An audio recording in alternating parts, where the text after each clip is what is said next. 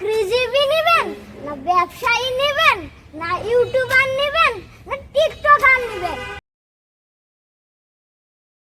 ভাই কত বড়া কেমন আছেন বাবা?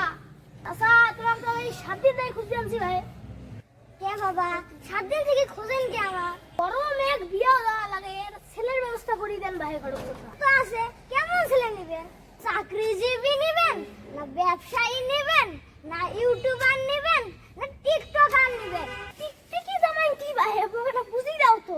ইউটিউবে যারা ভিডিও করে তাকেই টিকটকার ভাই। একটা পাত্র আছে ব্যবসা করে, আলু ব্যবসায়ী। আলুর ব্যবসায়ী তো মন্দ হয় না।